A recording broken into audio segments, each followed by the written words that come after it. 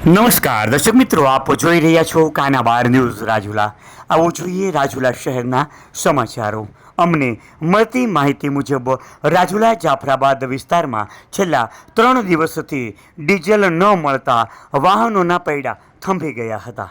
ત્યારે મળતી માહિતી મુજબ અત્યારે હાલના સમાચાર મળી રહ્યા છે. ત્યારે બાયપાસ પેટ્રોલ પંપ પર ડીઝલનો ટાંકો આવતા અને ડીઝલ આવ્યું છે તેવા સમાચાર મળતા વાહનોના થપ્પા લાગી ગયા હતા અને જાફરાબાદ રોડ પર ટ્રાફિક જામના દૃશ્યો જોવા મળ્યા હતા.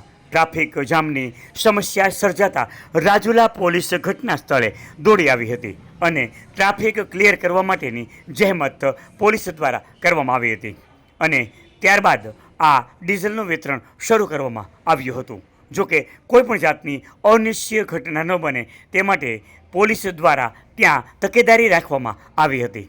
જોકે હાલ પેટ્રોલ પંપના માલિક દ્વારા જણાવવામાં આવેલ છે કે ડીઝલ છે ત્યાં સુધી ચોક્કસ વિતરણ થશે જ. છેલ્લા 3 દિવસથી રાજુલા જાફરાબાદ પંથકમાં ડીઝલ ન હોવાથી વાહનોના પૈડા થંભી ગયા હતા. ત્યારે રાજુલા શહેરમાં એક પેટ્રોલ પંપ ઉપર ડીઝલનો ટાંકો આવતા ઉપરના દ્રશ્યો બતાવીશ.